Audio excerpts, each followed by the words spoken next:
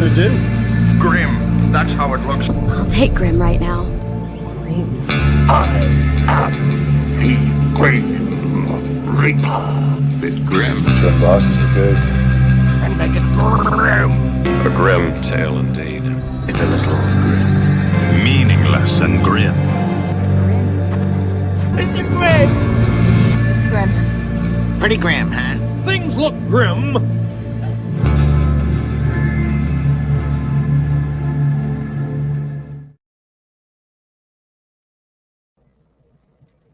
Evening all. We'll give people a little minute to drift in as they notice that we've gone live. But I'll give a little bland intro to fill space for a moment. This is my relatively new friend, Mr. Edward Kopp, the Dapper DM. He went to Gencon, which is something I've only attempted to do once and failed. Due to hotel screw-ups, but maybe we can talk about some of those issues in a bit. Anything else I can say to fill space? No, we've got 5-6 people. That's good enough. So, do you want to introduce yourself to everyone and your first impressions of Gencon this year? Absolutely. Thanks for taking the time so we can catch people up on what's happening, Jim. It's always a pleasure having the opportunity to converse about gaming and gaming culture with you. So my name is Edward Kopp. I am the Dapper DM. You will see me running games like Living Arcanus and Marvel Multiverse at major conventions. I am primarily a convention GM or narrator or the Dapper DM. This was my first Gen Con since 2007. So I was here for the 30th anniversary and the announcement of 4th edition. And little did I know then that this was the beginning of major changes within the gaming community. So after a number of decades out of the community, I've come back in. I'm in a semi-retired, self-employed kind of state now. So I decided to let me get back with my people. Let me go spend time with gamers. And I went to Origins first and had an amazing experience. Still amazing people, amazing opportunities. And I followed up with Gen Con. And Gen Con, that's the one that is the best and worst of experiences because the expectations are so high and the weather is so hot and the humidity is so high. The corn is sweating. The water comes out of the sky at night and it's not raining. It's just damp. But kind of like how it is here at the moment. Yeah, the heat's gone off a bit, but it's Britain, so it's humid. Well, this is the Midwest, and it's humid, and it's the corn. There's so much corn in the area that as the plants respirate, they increase the amount of humidity in the area. But that said, let's talk about it. It's a beautiful opportunity. It's a great, clean town. If you've never been to a major American Midwest city, as a current resident of Bushwick, Brooklyn, New York, it's amazingly clean and quiet and restful and not threatening. They are really into Gen Con. So I also happened to attend the last Gen Con in Milwaukee and the first one in Indy. And I'm going to tell you, man, that first one, it was hilarious because they had no idea what to expect. They didn't know what it was going to be like when 50,000 gamers descended upon the city. And I remember going to, it was a Saturday, and there was a preseason football game, the Colts versus whoever. And outside of the stadium were all of these Colts fans cosplaying, right? They're all wearing jerseys with football team numbers. They're cosplaying being football players while you watch all the D&D cosplayers coming out, and everybody's staring at each other like, who are these? Look at those freaks. What's going on here? I'm going to tell you, it's completely different. Everybody knows what Gen Con is. You get in a cab, they know why you're here. They treat you so well for the most part. I've heard a few disasters. I read about on Wednesday evening, a whole group of people showed up to the hotel they'd all booked, and the staff had all quit and left. Do you know why the staff quit and left? Everybody, the cleaning staff, the manager, there was nobody there. How does that happen, right? Yeah, not sure what you do in that situation. Yeah, well, you get on the phone call with whatever the corporate headquarters is for that particular franchise, and you start screaming at somebody. But there were a lot of interesting things as usual. As you can see, the picture behind me in my background, this is the traditional annual running of the nerds before they open the doors at 10 o'clock on Thursday morning. And it is a sight to behold. And I don't know why there are people who just have to be in there. I look at it and it causes me, I can already feel my heart rate start to raise thinking about being in the middle of that. Yeah, I'm not good with pressed crowds either. It's always a trial when I go to London dealing with the tube, especially in the summer. But yeah, I think people are in such a rush because there's always stuff that's in short supply, and you want to get your hands on those exclusives. So like the player's guide, they did a limited release, I think. And that was gone. And that came out at the last minute. They released they were going to do this like a week, maybe 10 days before Gen Con. And you had to log on to some app at 7 o'clock in the morning to get a ticket to be in line so that you could get one. I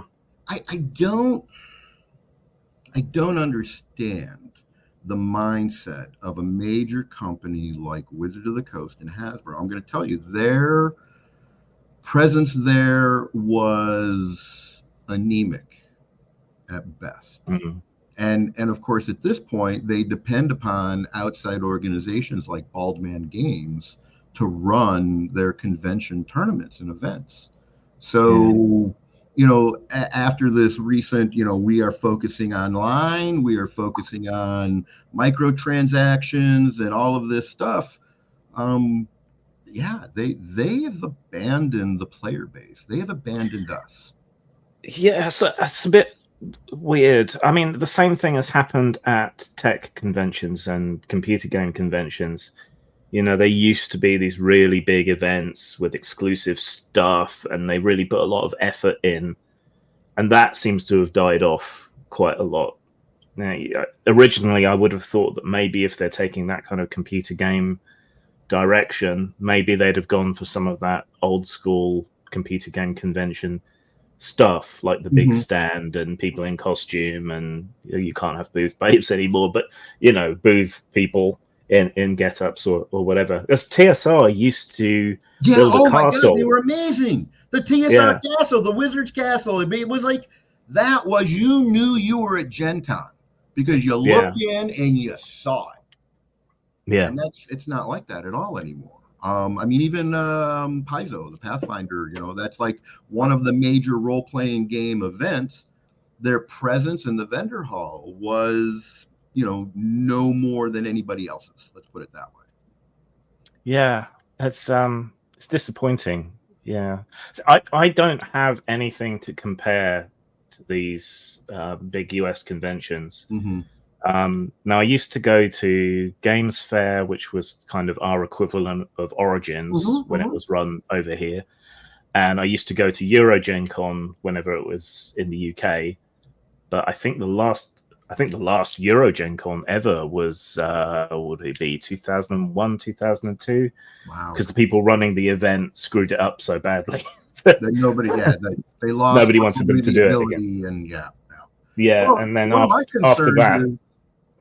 Sorry, go on. Well, so one of my concerns are like, so you just said, here there's people, they try to run it, they did a shit show, it went away. Well, my concern now is the institutional memory that could possibly be lost, right? I Yeah. remember going to Gen Con and the dudes running it were older than me now, right? And so, and that was in the 90s. So those guys, those men and women who actually created the foundation of the RPGA and Gen Con and made all of this stuff start, they're long gone. What's his name? Metzger. Oh man, what's his first name? Frank Metzger, right? I remember getting the opportunity, having the pleasure and the absolute honor of playing under him at Gen Con. Well, he's probably going to die this year, man. I mean, I just saw him post on Facebook. He's in hospital with kidney disease, for kidney failure. That's end-stage renal failure, man. And I saw him, and he's looking old. He's looking rough. Yeah. So how do we continue to create the community? Because that was what made Gen Con what it is. Yeah. I mean, we have UK Games Expo now, which is held up in Birmingham, which makes sense because it's central to the country. But for me, it's a very long trip for Britain and very expensive. So I haven't made it to one of those yet. And I haven't felt particularly welcome at conventions for the last 10 years or so. So that's the other problem. They're so expensive. You have to get all your gear there. You have to be a salesman, which a lot of us aren't terribly good at. If you're an indie operation, you got to handle all of that. And then you've got to put yourself at risk of maybe being kicked out or treated badly. But we talked a bit earlier about the convention, and you said the atmosphere was a lot friendlier this year. Absolutely. And in fact, that what you just made me think of is, so I came through an organization called World of Game Design. They are new into the RPG scene. Looks like they're working mostly as a distributor, a publisher, and they want to create basically a support network for third-party publishers like yourself. Okay, so how I ended up here is, my RPGA experience with Paradigm Concepts, Living Arcanus.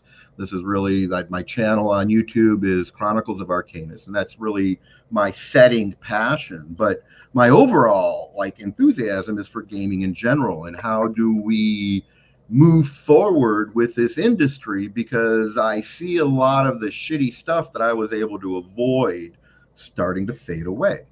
That's where this, I'm seeing a lot of inter-publisher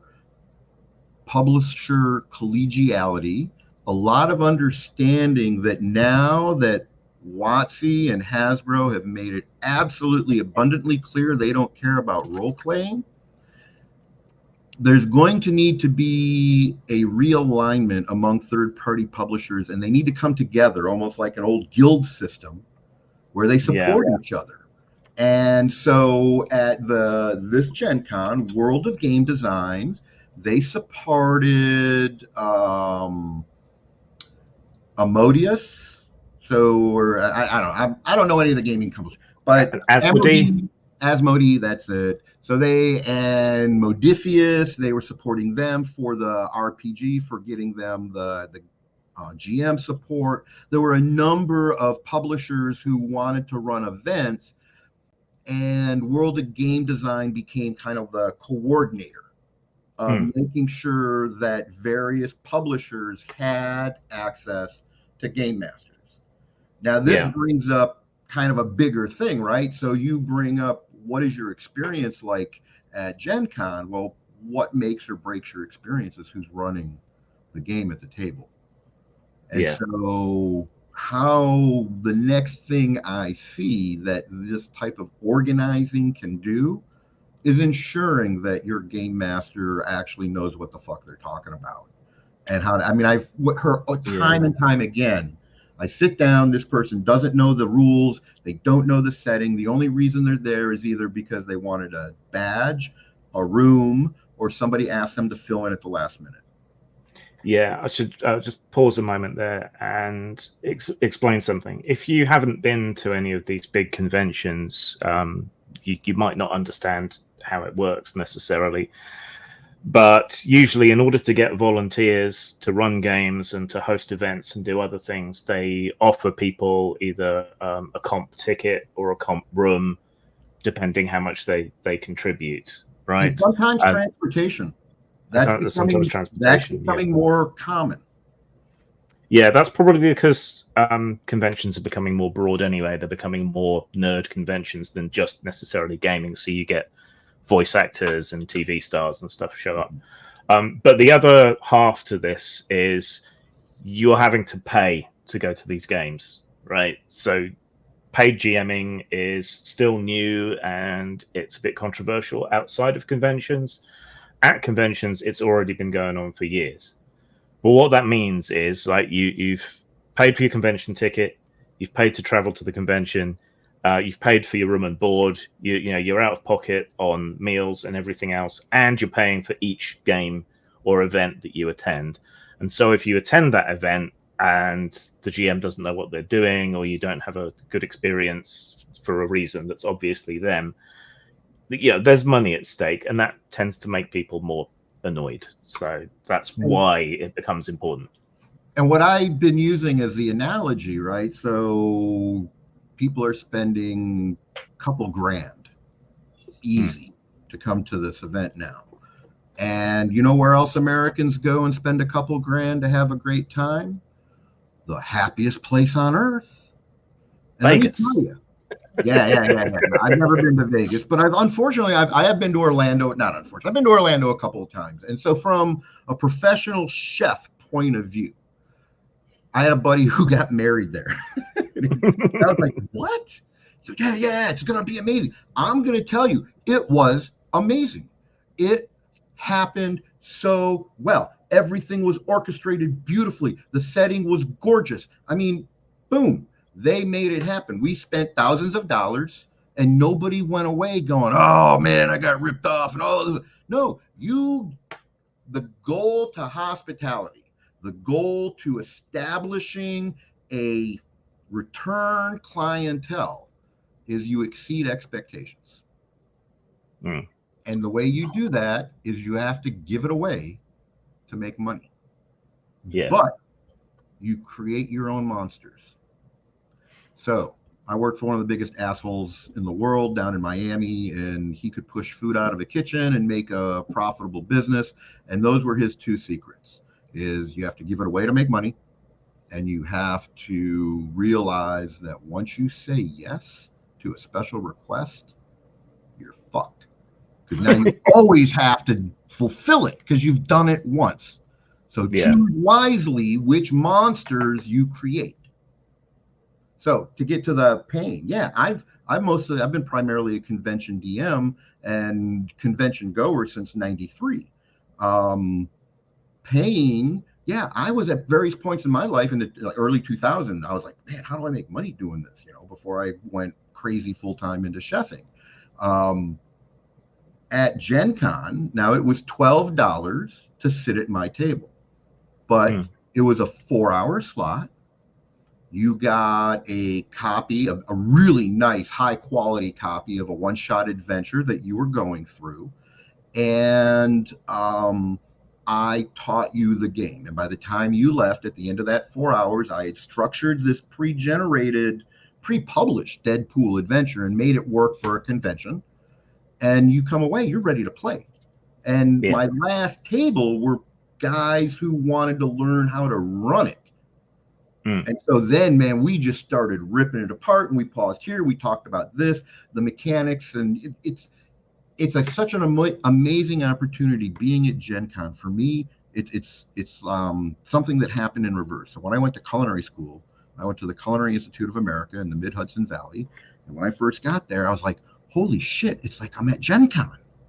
Because we're all nerds for the same thing, food. Here, we may all have different things that we are the specific nerd about, but we're all nerd. And so when I was at culinary school, I felt like I was at a gaming convention for 3 years. This reminded me, man, being around gamers, having real conversation about the game and not about drama was amazing. Yeah, there's some drama did come out of Gen Con. I'm sure we'll come to that in a bit. One thing I'm curious about, and I don't know whether you kept an eye on it, but the demography. Absolutely.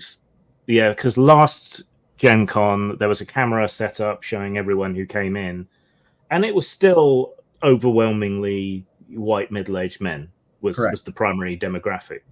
And that's been used as a bit of a gotcha about all kinds of stuff. I mean, I think, of course, that's still the audience. Duh. Right? And so you shouldn't be trying to get rid of these people, but equally you should be trying to broaden the market without alienating that core. The last professionally run conventions I went to, I did sit and I did like a head count. Britain is more racially homogenous than the US, so I didn't bother checking for that. But it's about 1 in 3 attendees were women. Not all of them were actual gamers. Some of them were like hangers on or were helping with other stuff. But about 1 in 3. And my personal sort of gauge is that that's probably about as good as you're going to get in proportions for these kind of games. I'd love to be proven wrong, but that's about where I think, because that was about the same proportions that we had when I was doing the vampire live action role play, and that was a very female friendly, female oriented sort of condition. So did you notice anything about the demography of the attendees? Absolutely. And I'm glad you brought that up, because I think it was one of the most important things that I noticed. So yeah, man, look, we made this happen. Us middle-aged dudes now from our 60s to our 30s. The reason Gen Con happens year after year, it's because of us. And anybody who wants to deny that, they can fuck off, because you are enjoying the hobby. What's the all right, the aphasia's kicking in. Newton, I'm only here because I'm standing on the shoulder of giants. Yeah. Okay. So why people don't remember that, and why, there's this whole, we have to respect other people's lived experiences. Well, your lived experience wouldn't include role-playing games if it wasn't for us middle-aged now, and even back then, white dudes.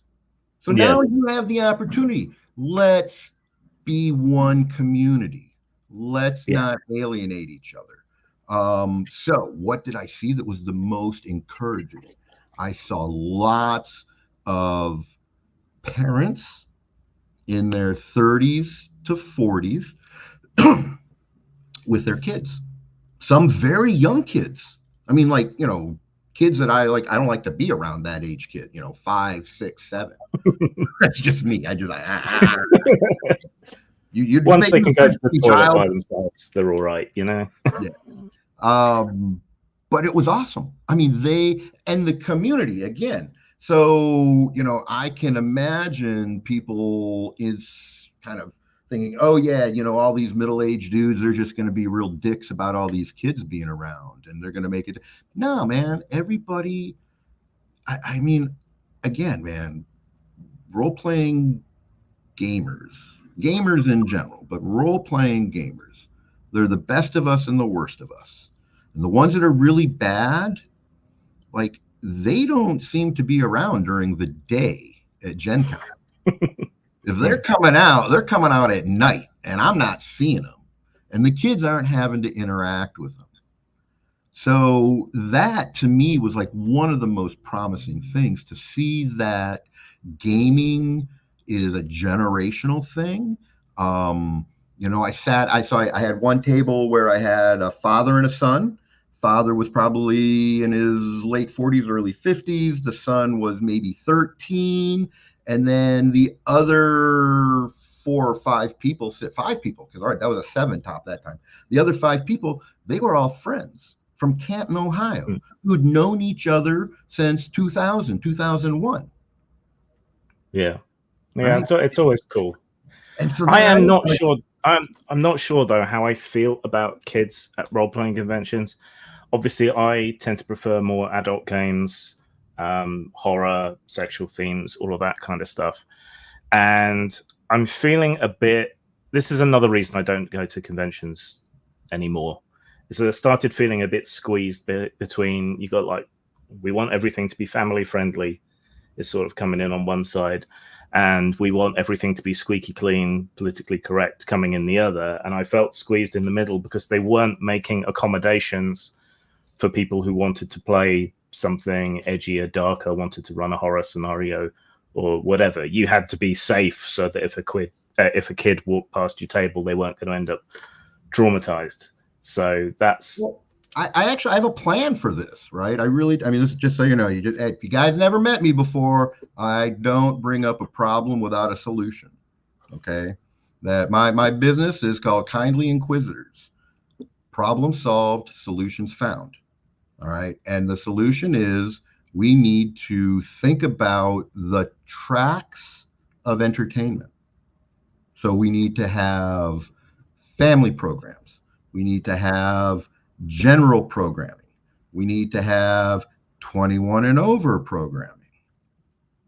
And the tracks can be introductory to the game, introductory to role playing in general, introductory or returning players who don't know the rules, I mean, there are ways to focus the gamers into the tracks where they're going to feel the most comfortable. And then that's where you give them what they want. It's not that hard, right? The problem is that, so this is the first thing I learned. Again, all right, dapper DM, but I'm also a grumpy chef. Once you piss off grumpy chef, man, things are very, very different. In fine dining, this was the best thing I got. When I started doing fine dining, one of the best things as a chef, I get to say no. No, I don't do that in my restaurant. Okay? You cannot make everybody happy. When you try, you dilute your product. When we make this, to me, the transition needs to be to hospitality. And just like some people like McDonald's, you're going to go play Wizards of the Coast D&D. Some people like spicy, crazy hot food, and they're going to go play, what's your all fucking monsters or actual fucking monsters, right? Some people just like crazy fun, and they're going to play Marvel Multiverse. So you can't make one product make everybody happy. What you have to do is develop your returning client base. You build your customer base. So one of the things, you go to Gen Con, you'll notice, man, there's flyers all over the place. There were all kinds of wall danglers, not whatever they call them, where you slap onto the glass, Marvel multi-universe with arrows, okay? So in the restaurant business, if I put out flyers for grand opening or special event, the return rate for 5,000 flyers is less than 20 people. If I create an amazing experience and when you leave, you tell 10 friends about what a great time you had, the return rate is 1 in 10. 10% return rate on no money, on just doing your job. And you do it well. And you learn the steps to service recovery when problems do happen. Yeah, thinking about that in sort of web terms, they think something like 3% clicks on impressions is really good for web adverts, and then you still have to convert those clicks into a customer or whatever. So it's a fraction of that. Right. So 1 in 10 by positive word of mouth is a much better return on investment. Correct. And that return on investment is on who? The people running the events. Okay, so one of the most successful restaurateurs in the United States is a man named Danny Meyer. And he opened Union Square Cafe, and then he opened a restaurant called 11 Madison Park.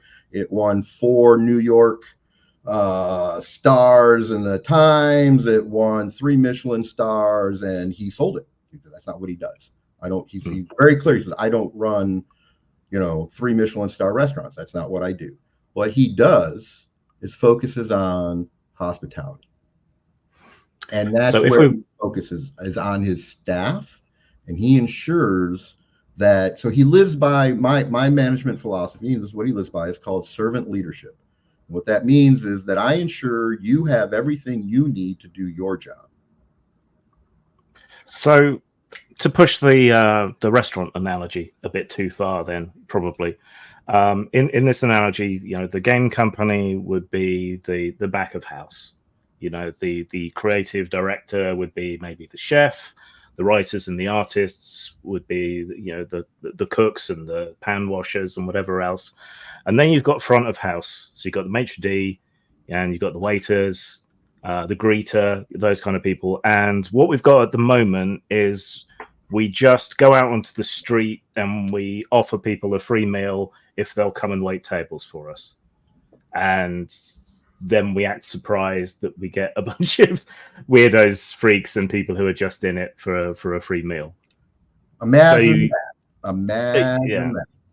Yeah. So you're thinking then that what we should professionalize absolutely the front of house? Yeah. I am front and back. Okay. So I think of back of house isn't just the production of the product. So I think of it as, so if Wizard of the Coast and D&D is McDonald's, a campaign like Arcanus is a chef-driven restaurant that is on the verge of earning its first Michelin star. If only the chef would let people make that part happen. You have to give up the control of making the events happen and just focus on making the product that goes out is the best possible. Yeah, so that's like the kind of novelty celebrity chefs at places like the Fat Duck or molecular gastronomy, that sort of thing, where the chef is part of the attraction. So someone like Monte Cook, who's a known quantity, he'd be like a celebrity chef kind of.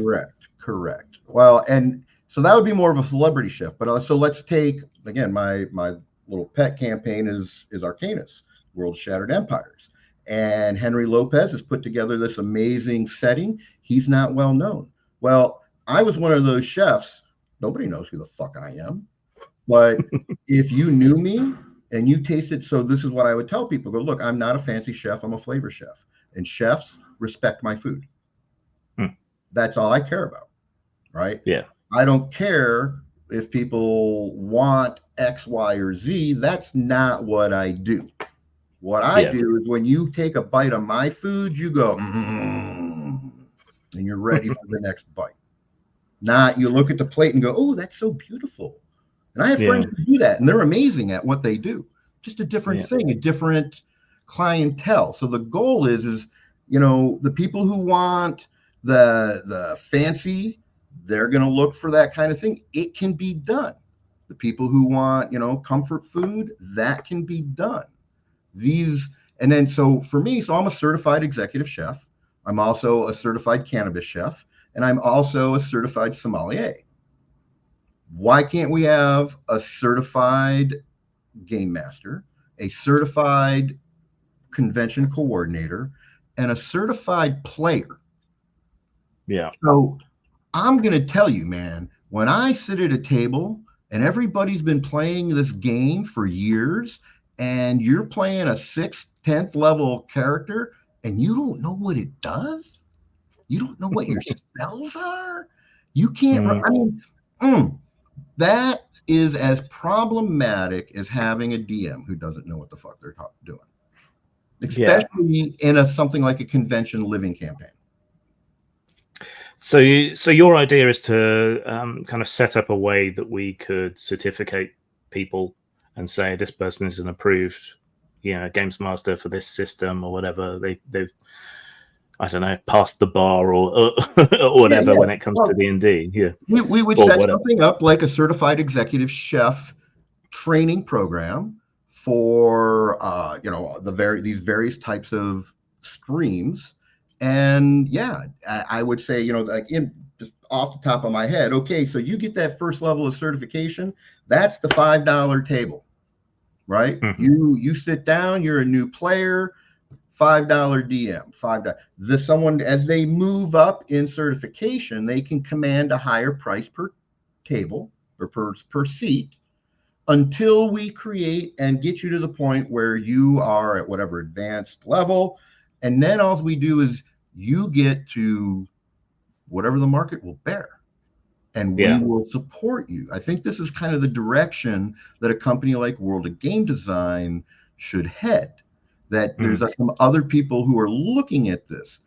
When I was looking at the events, there were two of the, and again, I don't know names. I can't remember. I'll never forget what you eat or drink, but I can't remember your name for shit.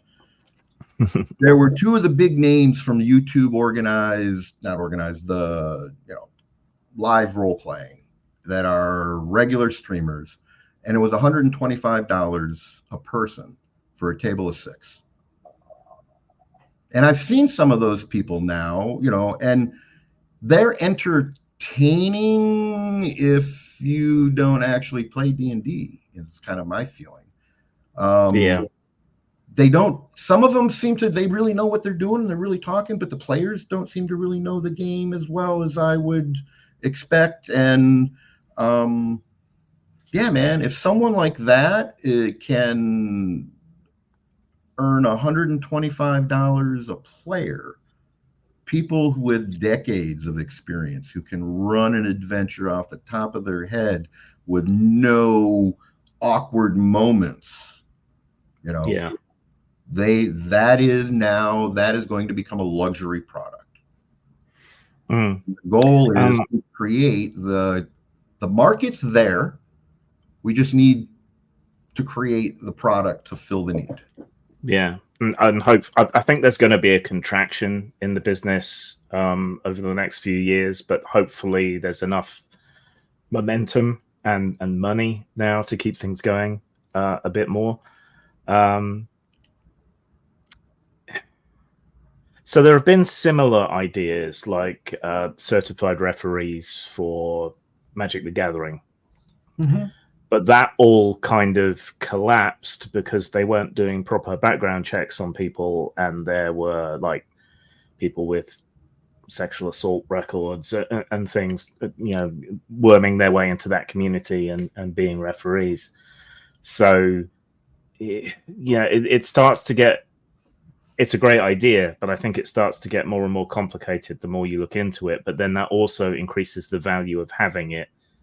Yeah, if you have GMs who have had their backgrounds checked, who have been certified in some way, you therefore know that they are safe to have running these games. The thing is, it's going to cost you money to get these certifications. You will pay to make this happen. And part of the program, absolutely, background checks, an opportunity for everybody to show their actual ability and skill every step of the way. It's supervised, mentored, and reviewed. Yeah. Because again, I saw all these kids. And gamers are the best of us and the worst of us. So, I keep that stuff in mind all the time. Yeah. I think it's a good idea. I think there's pitfalls. I think we should have a longer, either private or public discussion about the idea of GM certification and so on. So you were mostly running the Marvel thing. I know you've got stuff to say about that, but before we get on to that, what did you see that excited you or blew you away other than the Marvel Multiverse thing? Did anything really catch your eye? Who put on a good show? Who had a good product? Who did well? So when I walked around the vendors hall, I saw, so I like to look for my non-gaming but gaming adjacent, so rings, jewelry, clothes. So I'm seeing more and more higher end product. Again, the gaming community is willing to go out and drop a couple $100 on a hat. or buy, you know, a real leather jacket, not faux leather. And I would say that as far as games, what was it? Sanderson, Brandon Oh, Sanderson, or whatever. the fantasy writer who's launching an Starlight RPG. something. I don't know what it's called. But he had like these books that he wrote, and they've released a game.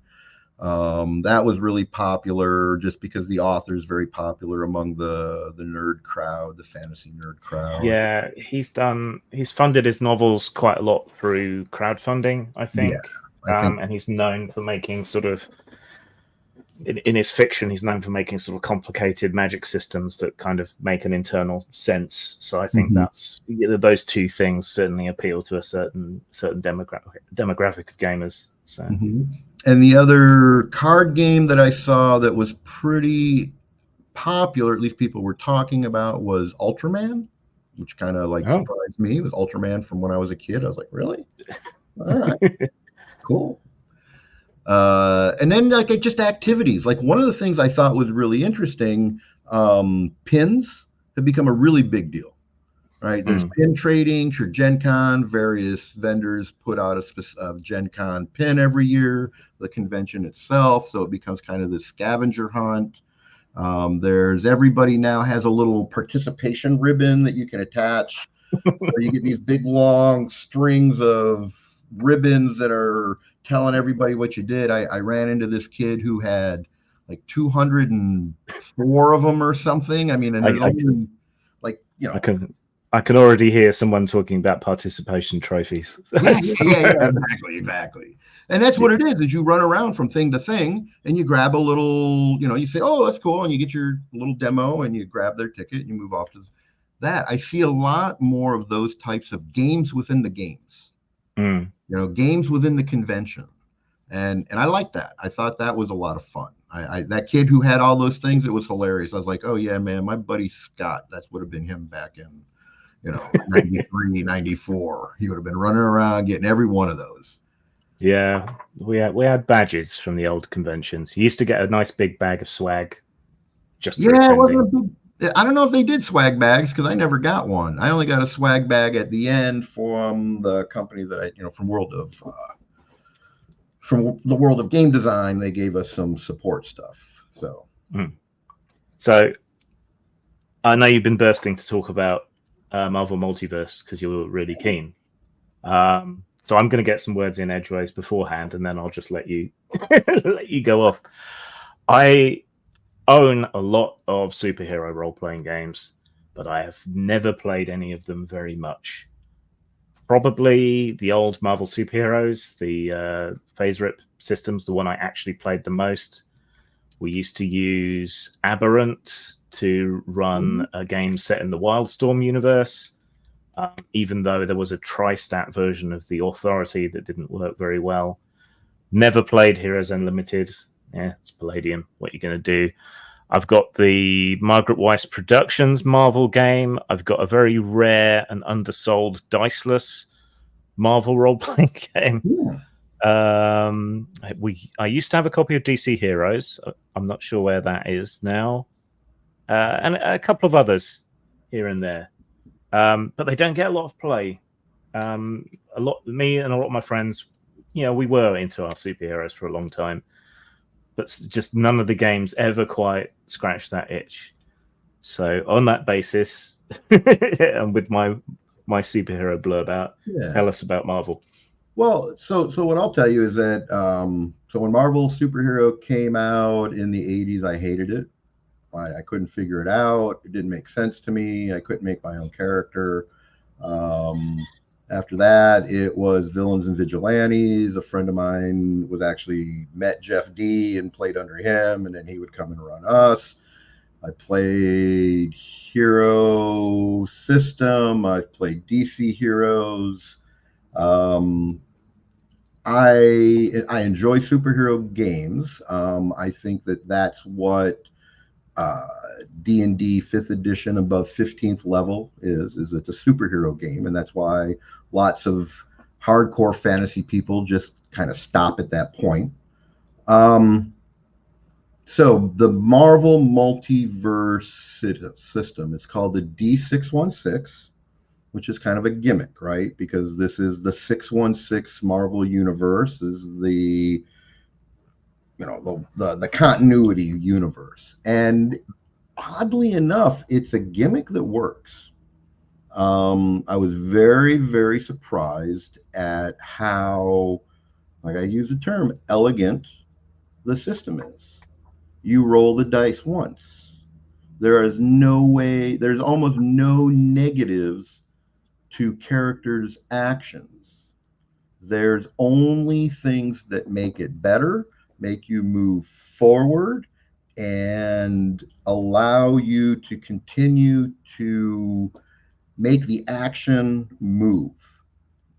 And once you get it, like, so the deal is you roll 3 dice. You have 2 white dice, 1 red die. That red die is actually a 5-sided die weighted to 2 6s. So this is where I'm still trying, like D20, the 5th edition, I picked it up immediately because it's a 5% mechanic. And so, I might internally, if it's a 2%, 5%, 10% percentage ratios, those kinds of things, I can very, very quickly put in my head. Whatever's going on with this one, I like it, but I can't internalize it in my head very quickly yet. So the goal is that you have this 6-sided die with a 6 on one side and a marvel on the other. And the marvel allows you to have fantastic successes. So all you have are the 3 numbers and an ability score. If you want to roll to hit, you roll the 3d6. You compare that to the defensive attribute of your opponent. It's a target number, meet or beat. And if you have a fantastic success, when you have a success, X happens. When you have a fantastic success, Y happens, and of course it's even better. And then there is also a mechanic called an edge, and an edge allows you to re-roll any one die. Mm-hmm. Okay, but unlike, say, how you get an opportunity to re-roll a die in D20, you have to take whatever comes up. You keep the highest, whatever's highest, right? Because again, not trying to make it a penalty. We just want people to get better and better and better. And so the system itself is very dynamic. You can go from dealing out very little damage to a huge amount of damage, depending upon your teammates giving you help, which gives you an edge, and you're able to re-roll a die and boom. So it also engages the whole table because you can always help. You can always help. Everybody has a reaction. Some people have 2. You can always help a teammate. Yeah, that's something I've been advocating for in game design for a while, and I'm glad to see it turning up in more games. Yeah. So it was designed by Matt Forbick, who I talked to him briefly, whatever night it is, Saturday night.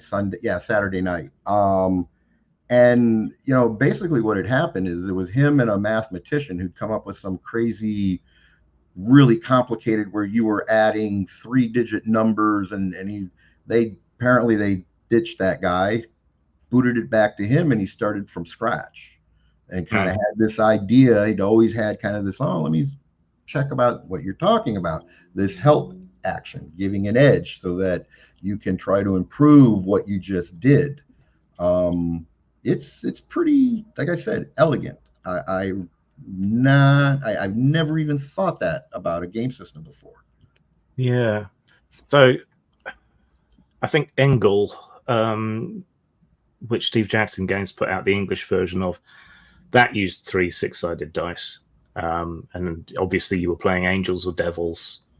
So, if you've got a 666 or a 111, that would be something special in that system. Dragon Age, which I've just reviewed, that uses 3d6, but it uses it kind of the same way it's used. A d20 is used in D&D. Well, I think what Patrick Mullen just pointed out, that a point-based system is the only way to go for running a campaign with superheroes. Absolutely. So the deal is this is a point, it's a rank. So every hero, rank 1 is a normal everyday person. Rank 2, rank 3, rank 2, rank 3, those are your daredevils who just take care of a small geographic region, all the way. So Captain America is 4, Thor is a 5, Hulk is a 6. Right? And I believe it goes all the way up to 8. I think that would be like, the one above or something like that. Yeah. The way the Margaret Weis Marvel RPG kind of handled the different power levels was by focusing more as a sort of story game. And then you could choose to play to your character's strengths in most situations. So, the classic example would be, right, Batman. All right, he's an exceptional human, but he's still just a human, but he has powerful willpower and intelligence, and he always plans ahead. So, he could beat Superman in the right circumstances. And that's the way they handled it. Yeah, well, like I remember playing DC Heroes, and there was a Batman option, right? Because that was a point-based skills system. This is what it is. It's a point-based skills system. The points you have are determined by the rank of the hero, and that's determined by the game, right? And so you can, and so this is where I over and over again we see, D20 is going to take over, going to be the 5th edition killer, the D&D killer. I don't. There's not going to be a killer, but what I'm going to tell you is that this system has the potential to be the biggest disruptor, because the actual game mechanics are very, very simple, and the complexity comes in just adding the individual powers for each character. So it's like you're being expected to memorize the spell list in the player's handbook. Well, that's obscene. But you need to know your characters as the game master, as the narrator.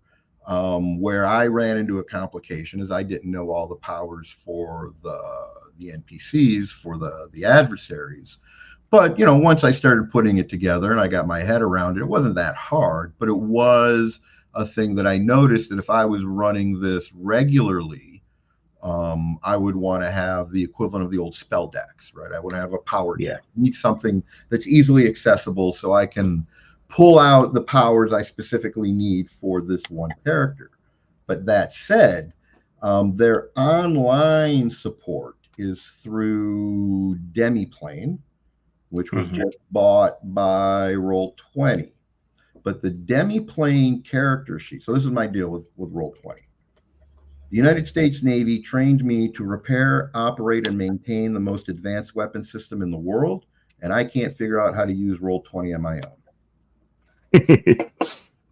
Demiplane was way, way easier. And once your character system is set up, because all the background stuff is to make everything link is already set up. Whereas if you want to do something that isn't the D&D 5th edition in Roll20, or you don't buy the kit or whatever for whatever setting, it's a beast to do it yourself. You can, but I don't want to do that. The Demiplane, man, that's how I learned to play. It was online with this guy named his channel is Fuzzy on the Details. He's got a fabulous channel. That's how I went over the initial rules. He's got these 3 episodes where he explains it really, really well. And then I just took his explanations, threw the transcripts into ChatGPT, and printed out an introduction. Hey, how can I tell these new people how to play? And it worked out well. Let's just address some of the things that Patrick's been saying. So, games that are attached to intellectual properties, licenses don't usually last that long. In my experience, the terms are usually, they're usually shorter the bigger the property is, but 5 years, which is about the normal product cycle for an RPG between editions under normal circumstances, is about 5 years. That's generally how long these licenses last. So whether it gets renewed or not will depend how well it performs. But compared to movie money, I don't think role-playing games are particularly noticeable. So it might kind of slip under the radar there. As far as I'm aware, you can still make up your own characters. Certainly, you have been able to in every other game. Some people like playing pre-generated characters, though. They're playing the heroes that they know. So it's kind of nice to have that option. Like I've been reviewing the G.I. Joe and Transformers RPGs. Yeah, and people want to encounter the people the characters that they know in the games, at least to some extent. There are games that have outlived their licensing. Just because it's fresh in my mind at the moment, Dragon Age, they took out their system, the Age system, and released it separately. And for a while back there, it was quite popular because Will Wheaton ran his, Titan Grave or something. This was pre-Critical Role, but that was like the giddy heights of celebrity role-playing at the time. Sometimes it sinks, sometimes it swims, and remember, systems aren't copyrightable, only their expression. So there's no reason someone couldn't clone a system if it goes defunct anyway.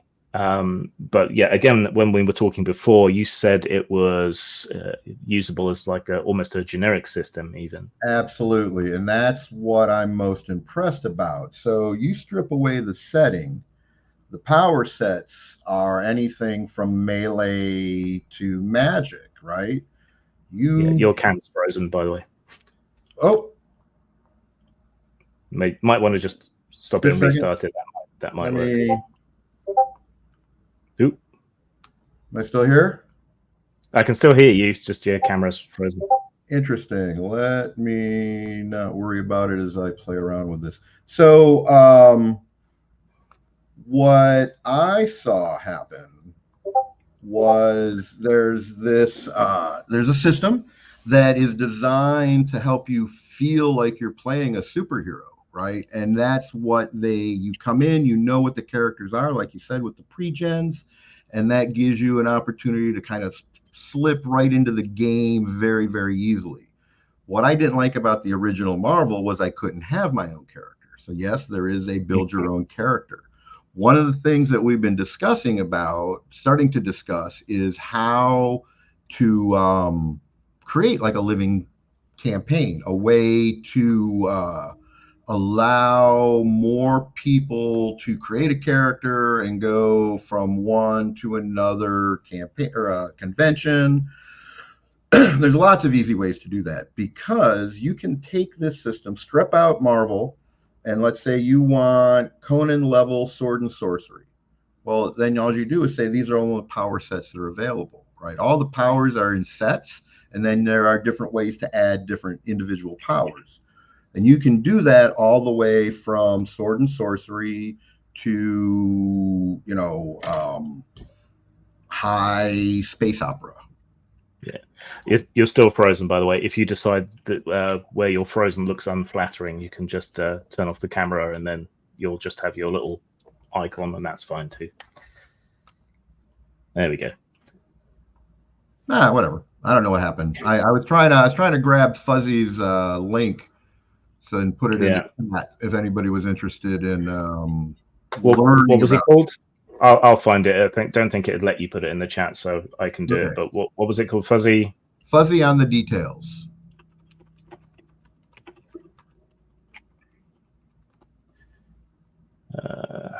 How to play the Marvel Multiverse RPG, the basics. Okay, that's it. And yeah, he did a great job. He's not affiliated with anybody. He's just doing this as a fan. Yeah. I think he's doing a great job, and that what I'm discovering is that there is of course, a real strong contingent of gamers who are also Marvel fans and who want to support it. And the more we talk about it amongst the people who are running it, we're all of a mind. Yeah, this has got a lot of potential. You can run pretty much any kind of game that you want to. All you have to do is say, these are the power sets that are available. Yeah, that's always been kind of, I guess, the strength and weakness of superheroic role playing is because superheroes takes in such a huge amount of different things that it kind of has to be a universal system to one extent or another. Otherwise, you can't play, Thor and Iron Man in the same game. It would have to be different games. No, this is actually set up that way. You can. So, like I said, Captain America's rank 4, Thor's rank 5, Hulk is rank 6. But who was the leader of the Avengers? Yeah. Right? So there's mechanics out there. So here's a great example of how some of the mechanics work, right? So one of the things I'm doing, I'm teaching the mechanics as we're playing the game. And there comes an opportunity where there's going to be a pit fight. And the way the scenario was set up is they were supposed to fight Bullseye. So spoilers if you guys are going to play, sorry. So it's set up for them to fight Bullseye. Well, what I decided was I said roll a d6 and there's a little chart that you can choose from, and it turns out they picked Abomination, right? Big green giant, and like way out of their league. But what it did is it allowed me, because there were mechanics that were involved in the Abomination that then helped show more aspects of how the game actually, and it turned out to be a great idea by mistake, because now you get to see you can't just have one person fight Abomination. The whole team is going to have to jump on. And so all of a sudden, the help another ability, all of a sudden, people start to see it and what it does and how to do it. And then they see what damage reduction does. So it turns out you have these characters, you have health and you have focus. Focus is how you activate powers. Well, Abomination has like damage reduction 3. The way damage reduction works is it's on the multiple, right? So when you roll that red die, that's the number you then go to your damage multiplier. So if you have a 6 times a 5 plus your ability, so now you've got 33 damage. But if the damage reduction is 3, it's now 6 times 2 plus 3. And now you only did 15. So the Daredevil, absolutely, all that can be done. When you choose the rank tells you how many powers you get. And then when you look in the rule book, there are power sets. So Daredevil there'll be kind of this pre-generated power set for a Daredevil character. And you can choose to say, you know what? The one in the book is, say, rank 3. Now, I think I want to play Daredevil at rank 4. And you can do it. You can choose to play Wolverine at rank 3, rank 4, or go crazy and make him rank 5. That's where that kind of flexibility in the player side. And then there is no can't be done. It's just it can always be done. Yeah. I think the mismatched power levels is just kind of something you have to. So the mismatched power. Here you go. So the very first time, Abomination. Who did I force to go in and duel and brawl against him? Paladin. Paladin turns out has an electrical stun gun. Stun. Holy smokes. That's how lower level characters are able to take out lower rank are able to take out higher rank, because a lower rank, the stun is based upon the Marvel die, the success. You get a fantastic success, you hit, you get a fantastic success, you're going to stun. Now the number to hit can be very high, but that's just rolling the dice, right? Yeah. Well, I've ordered a copy of the game, so I'll do a review, and maybe we can talk about that again another time. Yeah. We've been going about an hour. Sure. Is there anything else you wanted to talk about that we haven't talked about? I want people to know that, so, I've made this transition into gaming and hoping to figure out how to make a living doing it. But as people talk to me, they're like, well, what am I here? Why am I here? How did I get here? And inevitably, if they go on long enough, we're going to start talking a little bit about how I got here. And that story will lead me to talk a little bit about my political organizing. And the reason I bring this up is because I live in New York State, I live in New York City, and I live in Kings County, New York. And the Democratic Party there is the reason when people say the Democrats are no better, that I can't disagree, right? That it's really problematic. And so I'm very much involved in a reform mindset and messaging of integrity, transparency, and accountability. That when you create a system based upon transparency and accountability, it self-selects for people with integrity, because people with integrity don't mind being held accountable.